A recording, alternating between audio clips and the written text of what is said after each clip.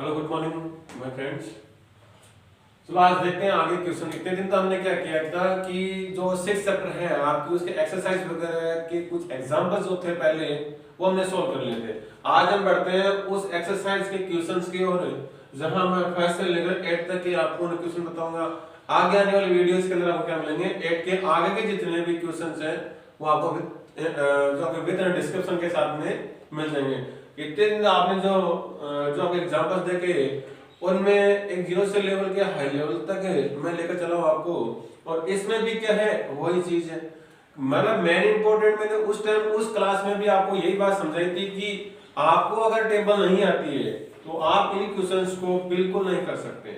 सो हम ना time waste नहीं करते हुए, आप अगर नहीं याद है तो एक वीडियो को रोक करके और उस एक बार जो आपके टेबल है उसको देख लीजिए, ताकि क्वेश्चन आपके ज्यादा समझ में आ जाएंगे। क्योंकि टेबल याद करना और नहीं करना, आप उसको निकाल भी सकते हो, याद भी कर सकते हो, दोनों है। लेकिन जितना हो सके आप याद करने के बजाय उसको निकालना सीखिए, ताकि आपको कभी लाइफ में याद ना करना पड़े।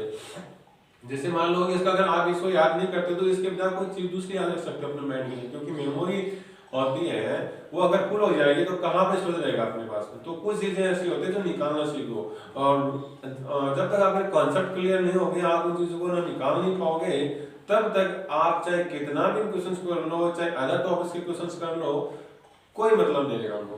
तो चलो हम टाइम वेस्ट नहीं करते, चलते हमने क्वेश्चंस की ओर। फर्स्ट क्वेश्चन देखो क्या कह रहे हैं। कह रहे हैं कि sin 45 degree and cos 45 degree, sin 45 and cos 45। तो मैं क्वेश्चन लिखता हूं आपका sin 45 degree and cos 45 degree.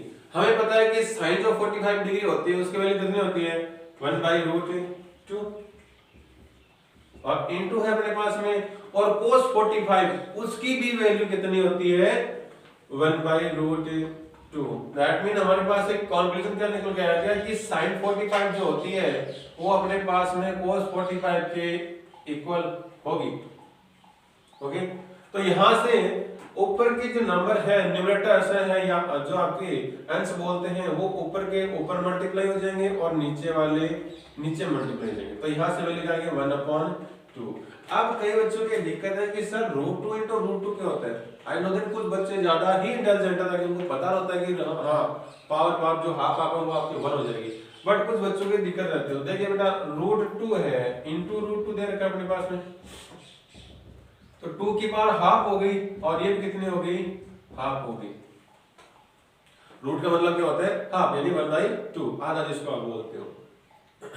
अब देखिए कि अगर आधार समान होता है, हमारे पास एक कॉन्सेप्ट होता है कि अगर आधार समान होते हैं, आधार समान होता है तो घातें जो होती है घातें आपस में जुड़ जाती है।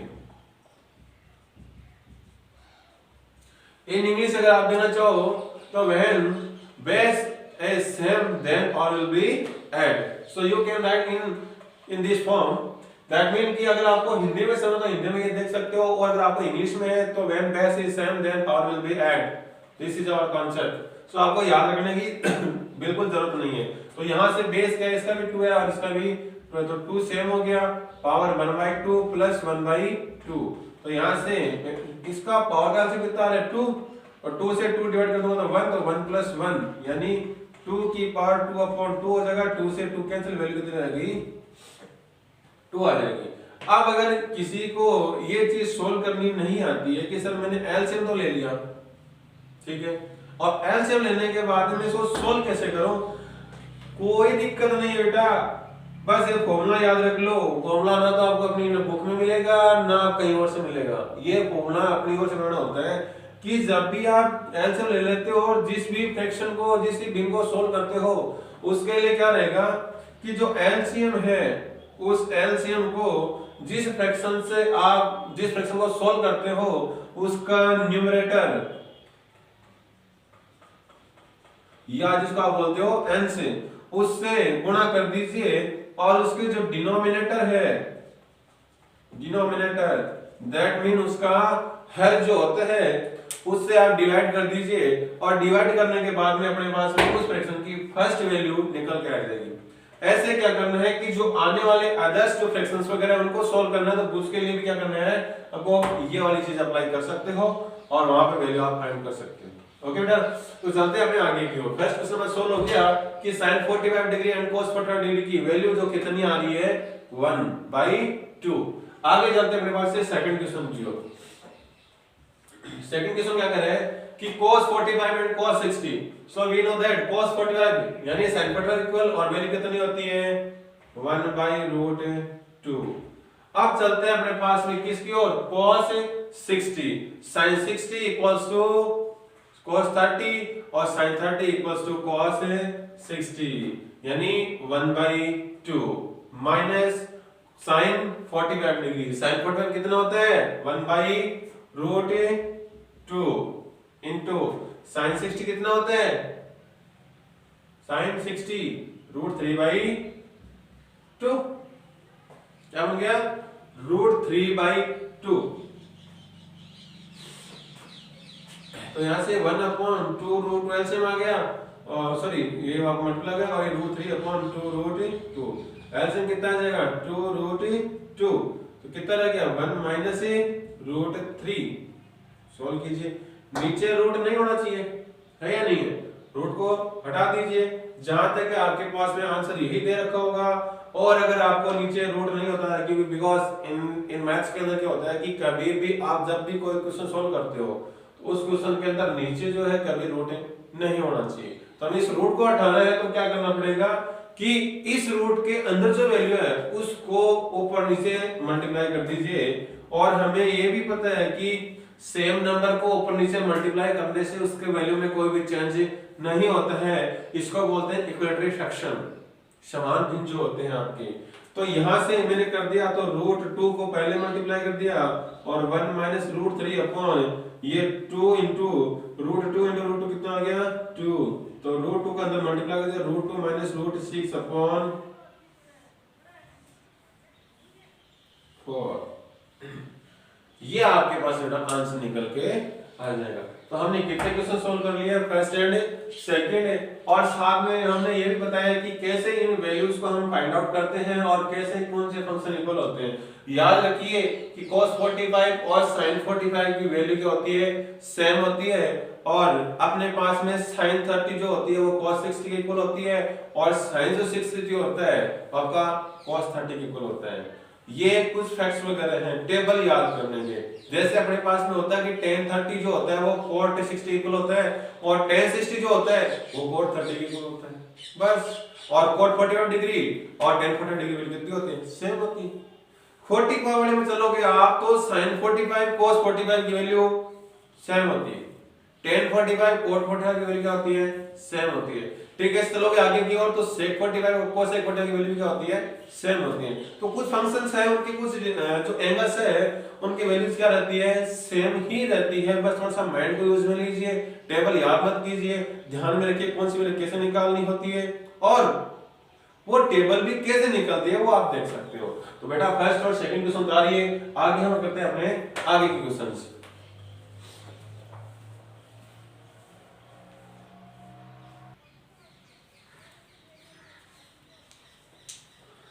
आइए फ्रेंड्स, अपने पास है फर्स्ट और सेकंड क्वेश्चन हो गया है। अब बढ़ते हैं अपने थर्ड क्वेश्चन की ओर, और अपना जो थर्ड क्वेश्चन है वो क्या कर रहा है वो देख लीजिए कि sin स्क्वायर 30 डिग्री, sin 30 कितना होता है अपने पास है 1/2 उसका स्क्वायर प्लस 2 इंटू cos 45 आगे ना वैल्यू 1/√2 जो अभी हमने किया था का होल स्क्वायर प्लस 3 इंटू और tan स्क्वायर 60, tan 60 कितना होता है √3, किसके इक्वल होता है cot 30 के। तो यहां से क्या कर सकते हो √3 इसका स्क्वायर, तो 1/2 का स्क्वायर 1/4 हो जाएगा, क्योंकि 1 का भी स्क्वायर होगा 2 का भी स्क्वायर होगा। बिकॉज़ अपने पास देखो एक फॉर्मूला होता है कि जब a/b की पावर अगर m होती है, a/b की पावर अगर m होती है तो अपने पास में क्या होता है कि उस a की पावर भी क्या हो जाएगी m, और जो b है उसकी भी पावर m हो जाएगी, यानी दोनों के पावर लग जाएगी। ठीक ऐसे इसमें है कि जो 1/2 है उसकी पावर 2 है तो 1 की पावर भी 2 होगी और अपॉन में क्या आएगा मेरे पास में 2 की पावर भी 2 होगी। तो 1 की पावर 2 का मतलब 1 आ गया अपने पास में और 2 की पावर 2 का मतलब कितना हो गया 4 बिकॉज़ 2 का स्क्वायर। ऐसे 3 का स्क्वायर क्या होता है 9 4 का 16 5 का 25 6 का 36 7 का 49 8 का 64 9 का 81 10 का 100 11 का 120 ऐसे वैल्यूज वगैरह चलते रहते हैं अपने पास में। 12 का 144 आ गया 13 का 169 आ गया और 14 का 196 आ गया 15 का 225 हो गया। ये आपकी वैल्यूज वगैरह चलती रहती है। तो स्क्वायर वगैरह ध्यान में रखिए।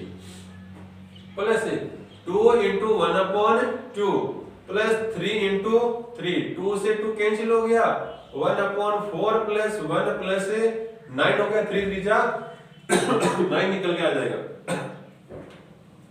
यहां से देखिए 1 प्लस 9 प्लस 1 कितने हो गए 10 और ये 4 एलसीएम कितना आ गया अपने पास में 4 तो 1 प्लस और 4 10 जा 40। एक कॉन्सेप्ट था हमने आपको याद कीजिए कि अगर किसी फ्रैक्शन के जब एलसीएम लेते हैं और उसमें से अगर जब सोल्व करते हैं कोई नंबर अगर आपका फ्रैक्शन फॉर्म में नहीं होता है दैट मीन वो जो एलसीएम होता है वो एलसीएम उस नंबर से मल्टीप्लाई हो जाता है। So we can do multiply by 4 with 10 so we can write 40 कितना हो गया 40। सो 1 प्लस 40 कितना हो गया 41/4। अगर आप ये किस में आ गया अपने पास में ये वैल्यू एकदम सही है आपका आंसर ही हो जाएगा। लेकिन अगर इसको फ्रैक्शन पूछे कि which fraction so we can write this is improper fraction.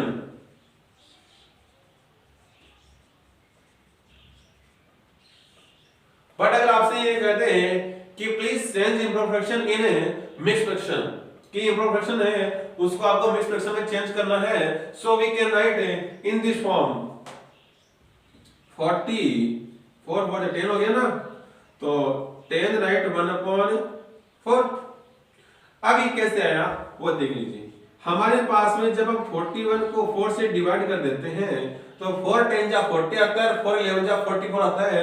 सो 44 क्या हो गया 41 से ज्यादा हो गया और जब भी आप डिवाइड करते हो तो वो ज्यादा नहीं होना चाहिए। सो यहां से 10 टाइम डिवाइड होगा और 40 निकल के आ जाएगा और रिमाइंडर में क्या रह गया 1।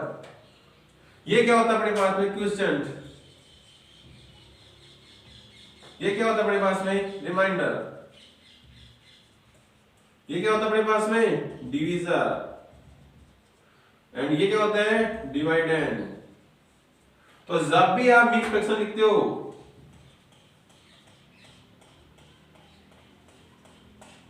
उसका फॉर्मूला क्या होता है इसको ऐसे यहां लिख दीजिए कि यहां पर तो पहले देखो क्वोशिएंट ठीक है इसके जस्ट मिडिल में बीच में एक लाइन ड्रॉ कर दीजिए और उसके ऊपर जो रिमाइंडर में आपके पास रह गया है उसको आप राइट कर दीजिए अपॉन नीचे क्या आ जाएगा जिससे आप डिवाइड कर रहे हो that mean divisor so we can write divisor. So in this form we can write here quotient is 10 but remainder is 1 and 4 what is divisor 4 so we can write 10 right 1/4 so this is your answer and also this is your answer you can write in both are correct। so our third question are complete you can write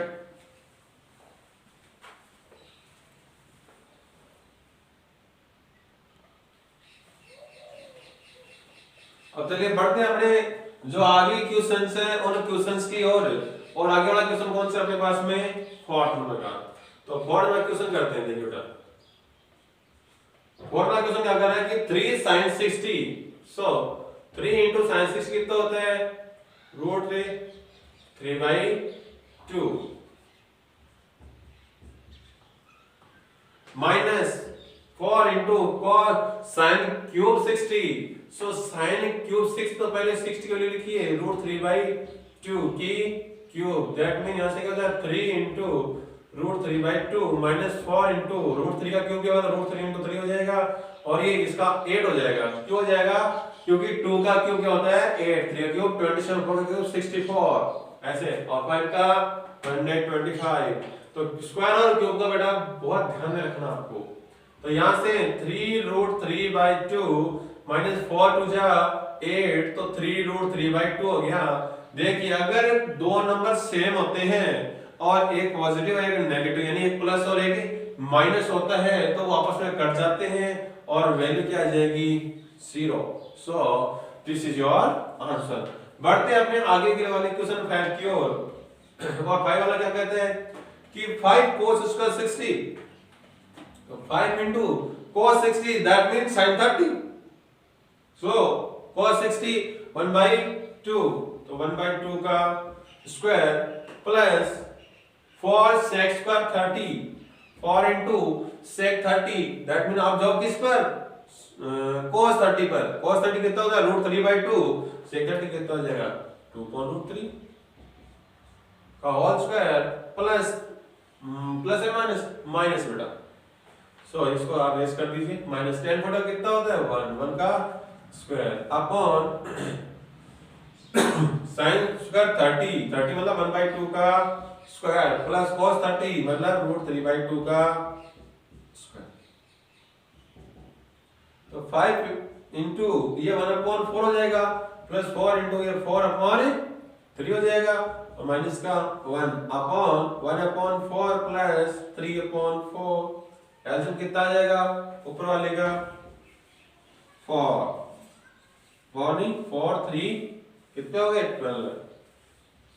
तो 4 से divide किया 12 3 और 3 5 जा 15 plus 3 को divide किया 4 आया 4 4 जा 16 16 आ गया अपने पास में 6 को 4 से कीजिए 64 -1 और अपॉन में ये ऊपर वाले का है ना ये 4 आ गया तो क्या रह गया 1 प्लस 3।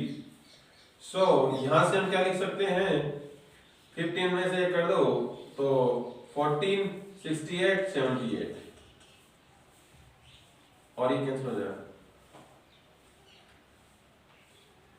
यहां से इसको कैंसिल कर लेना बेटा ये भी आपके आंसर है। एक बार देख लीजिए कि कहीं पर हमारी मिस्टेक तो नहीं हुई। 5 cos square 60 1/2 okay cos x का 30 यानी √3/2 2/3 and minus 1 tan square okay and sin square 30 1/2 okay cos square 30 that means √3/2 okay all are correct।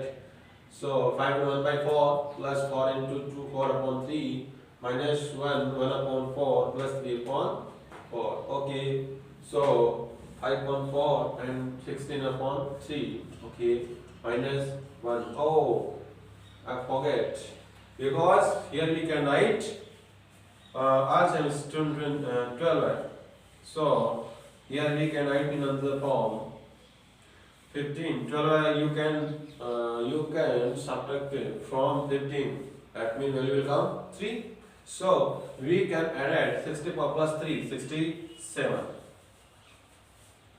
15 to 67 upon 12 so 5 write 7 upon 12 this is your answer because यहां पर हमने mistake कर दी थी मुझे लगा doubt हुआ और वो डाउट को मैंने क्लियर कर दिया बेटा ओके। चलो बढ़ते हैं अपने आगे क्वेश्चन कौन से 6 की ओर। इसके बीच में दीवार कर देते हैं भाई दीवार भी तो बहुत जरूरी है ना समझ में कैसे आएगा। चलो बढ़ते हैं क्वेश्चन 6 की ओर। 4 cot square 45 so 4 into 1 का square minus sec square 60 so we'll हम कहां जाएंगे sin 60 सॉरी cos 60 कितना होगा 1/2 तो 1/2 से 60 उसका रेसिप्रोकल होगा so 2 का स्क्वायर प्लस sin 60 √3/2 इसका स्क्वायर प्लस cos स्क्वायर 90 0 का स्क्वायर 0 तो 4 माइनस 4 इनटू प्लस है क्या प्लस और 3/4 ये कैंसिल हो गया क्या रह गया 3/4 दिस इज आंसर। चलते हैं 7 की ओर। 4/cot square 30 4 cot 30 मतलब tan 60 √3 तो cot 30 √3 का स्क्वायर प्लस 1/sin 30 1/2 का स्क्वायर और माइनस cos 45 1/√2 का स्क्वायर। तो यहां से 4/3 प्लस यहां से 1/4 और माइनस का 1/2, तो 4/3 प्लस ये 4 हो जाएगा और माइनस का 1/2। एलसीएम कितना आ गया 6, 3 2 जा 6, 2 2 4 जा 8 प्लस 6 4 जा 24 और माइनस 3 कितने हो जाएंगे 21 और 29/6 और 6 4 जा 24 राइट 5/6।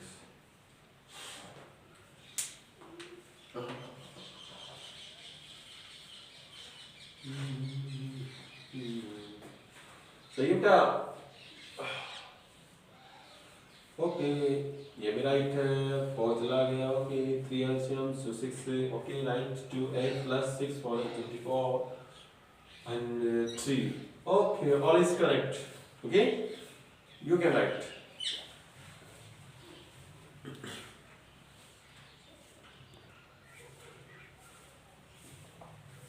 आई बड़ा लास्ट क्वेश्चन बचा अपने पास में 8 वाला और एक क्वेश्चन और देख लेते हैं फिर अपनी क्लास को फिनिश करते हैं 8 वाला क्वेश्चन देखिए क्या कर रहा है tan square 60 तो what is the value of tan 60 equals to √3 then √3 का square plus 4 into sin square 45 so sin 45 1 by √2 oh did that no so we can write here √3 square plus 4 into 1/√3 square plus sin 91 1 का square upon 3 into sec square 30 means जाओ cos 30 root upon √3 upon 2 so 2 upon √3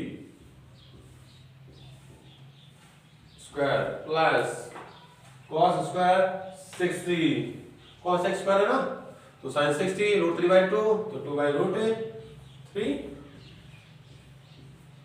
square minus cot square 30 तो √3 का square तो 3 plus 4 into 1/2 plus 1 upon क्या लग गया 3 into 4/3 plus 4/3 minus 3 से 3 cancel कर दे बेटा कोई दिक्कत नहीं 2 2 जा 4 ऊपर वाली कितनी रह गई 3 और 1 कितने हो गए 4 plus 1/2 अपॉन यहाँ से 4 और माइनस 3 यानी प्लस का 1 तो 1 plus 4/3 तो ऐसे ले लीजिए यहाँ से 2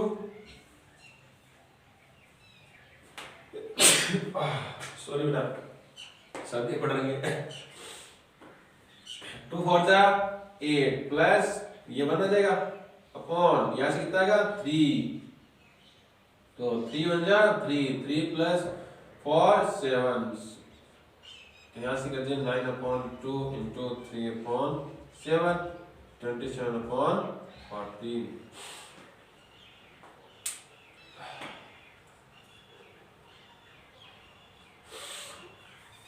चलिए बेटा अपनी क्लास कंप्लीट हो गई जो आपके 6 नंबर एक्सरसाइज थे उसमें से फर्स्ट लेकर 8 तक के क्वेश्चन मैंने आपको कंप्लीटली सॉल्व करा दिया बेटा आगे जो क्वेश्चंस हैं उसको भी हम करेंगे क्योंकि धीरे धीरे क्लास चलेगी एक साथ कुछ नहीं हो बेटा और टाइम मिलता नहीं है क्योंकि बहुत ज़्यादा बिजी शेड्यूल है हमारा और बहुत जल्दी ही है शेड्यूल को थोड़ा सा साइड में करके कुछ ऐसे सिस्टम वर्क किया जा रहा है उसके बाद में आपको क्लासेज रेगुलरिटी मिलने लग जाएगी और कोशिश ये रहती है हमेशा कि जल्द से जल्द मैं आपकी क्लास के आपको वीडियो देता रहूं क्योंकि 15 मई से पहले एग्जाम होने वाले हैं नहीं सो अपने पास में 4 and 5 मंथ्स है सो अपने टोटल जितने वीडियोस हैं आपकी क्लासेस के और टोटल आपको मिल जाएंगे जो पोर्शन हट गया है वो मैं छोड़ दूंगा ठीक है इससे क्या होगा आपको वही चीज पढ़नी पड़ेगी जो आपके एग्जाम में आने वाली है वो छोड़ देंगे उसको साइड में कर देंगे ठीक है और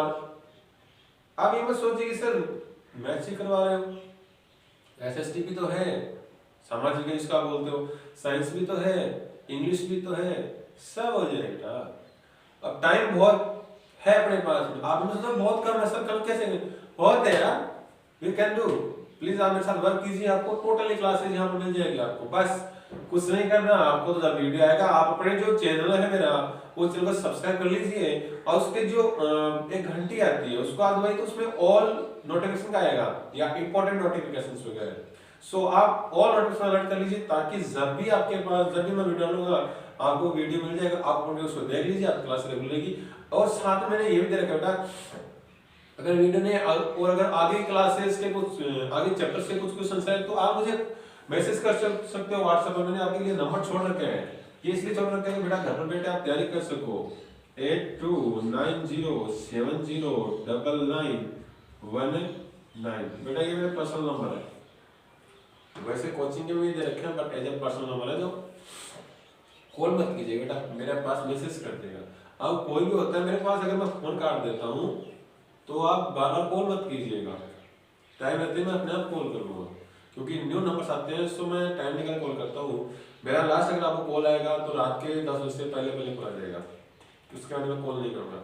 इन द मॉर्निंग अगर आपके पास कॉल आएगा मेरा तो आएगा 9 बजे के बाद में, पहले कोई कॉल नहीं आएगा आपके पास में। आप कर सकते हो मेरे पास में मॉर्निंग में 9 बजे के बाद में, और इवनिंग जो होती है 9 बजे के बाद पूरा दिन आपके पास में, और इन डे इवनिंग के टाइम में आप उसे 9 बजे से पहले पहले कॉल कर सकते हो, उसके बाद मेरे पास टाइम रहेगा 10 तक मैं कॉल कर सकता हूँ, वो मेरे लिए है। 8:30 9 बजे बाद में आप मुझे कॉल कर सकते हो, उसके बाद कॉल मत कीजिए, बिकॉज मेरी पर्सनल लाइफ में मैं डिस्टर्ब मत करूँ, मतलब क्या होगा आपका डिस्टर्ब नहीं होगा, कुछ काम बहुत ज़्यादा रहते हैं। सो वर्कआउट अगर आपको दिखाऊंगा एक क्लासेस के बारे में कैसे बुक्स वगैरह सब रहते, टाइम नहीं मिलता है का। सो आप मुझे कॉल कर परेशान नहीं कीजिए, आप सिर्फ मुझे व्हाट्सएप मैसेज छोड़ सकते हैं, ठीक है बेटा। मैंने आपको व्हाट्सएप नंबर दे दिए। सर्दी तेज है ध्यान रखिएगा, और कोरोना भी बहुत ज्यादा बढ़ता बता रहा है, अभी कर्फ्यू लगने वाला है, कुछ फ्लाइट्स वगैरह बंद की जा रही है। सो घर में रहिए, सेफ रहिए, वीडियो मिल रहा है, नंबर दे दिए मैंने, कांटेक्ट कीजिए, सब कुछ आपको फ्री आपको वीडियो के थ्रू फ्री ऑफ कॉस्ट मिल जाएगा। अगर आपको वैसा कुछ चाहिए होता है सो इसके लिए चार्जेबल है। सो अगर आपको किसी मेरे कोच में पढ़ना है तो यहाँ रहने की जो आपके रहने की खाने की सब व्यवस्था है, सो आप यहाँ पे ट्राई कर सकते हो, कोई कुछ नहीं करेगा, वो मेरी जिम्मेदारी है कौन क्या करना। ओके बेटा, देखिए एडमिशन हो गया, आगे हम करते हैं। Okay, thank you.